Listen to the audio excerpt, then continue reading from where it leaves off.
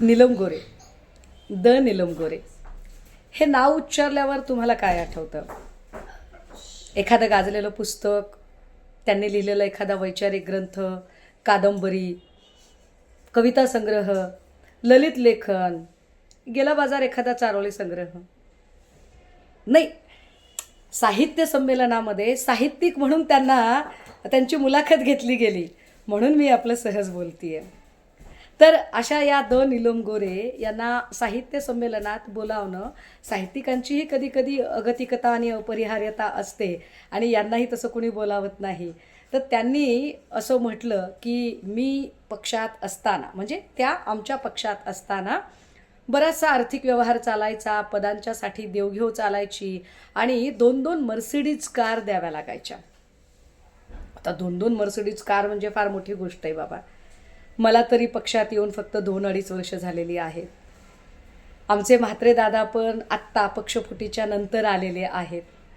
पण त्याच्या आधी मातोश्रीवर सदा सर्व काळ पडीक कोण असायचं? तर नीलम गोरे असायच्या.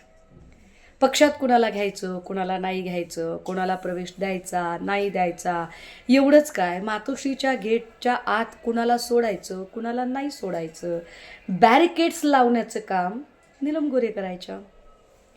त्यामुळे 18 महिने 13 त्रिकाळ मातोश्रीवर पडीक असणाऱ्या नीलम गोरे यांना हा आर्थिक व्यवहार जास्त चांगला माहीत असेल. उलट मी तर असा विचार करते की त्या असताना जर एवढा मोठा आर्थिक व्यवहार चालत असेल तर एवढे सगळे पैसे नीलम गोरेंनी कुठे ठेवले असतील बरं?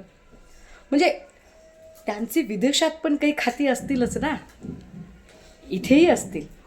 कारण नीलम गोरे म्हटलं की मला काही पुस्तकं किंवा त्यांची गाजलेली सभा, एखादं गाजलेलं आंदोलन असं काहीच आठवत नाही. मला नीलम गोरे म्हटलं की छान छान लफेदार पदराच्या साड्या, हिऱ्या मोत्यांचे नेकलेस, त्याच्यावर मॅचिंग कानातली डुलं, त्याला मॅचिंग असणारीच अत्यंत झोकातली पर्स, हातात हिऱ्या मोत्यांच्या बांगड्या, हा सगळा अवतार मला नीलम गोरे म्हटल्यावर आठवतो. त्या नीलम गोरेंना या सगळ्या आर्थिक व्यवहाराबद्दल जास्त चांगलं माहिती असेल, किंबहुना त्याच्या पहिल्या लाभार्थी नीलम गोरेच असणार. मला नीलम गोरेंकडून खरंच तो हिशोब ऐकायला आवडेल. आता राहिला प्रश्न त्यांना काही जाब विचारायचा का, तर अजिबात नाही. ज्यांचा बुद्ध्यांक आहे आणि ज्यांना कर्तृत्व आहे, आपण त्यांच्याशी वाद घातला पाहिजे. कर्तृत्व शून्य आणि निव्वळ चापलुसी करून, मर्जी संपादन करून, विश्वासघाताने पदं मिळवणाऱ्या लोकांवर मी काही बोलावं असं मला अजिबात वाटत नाही.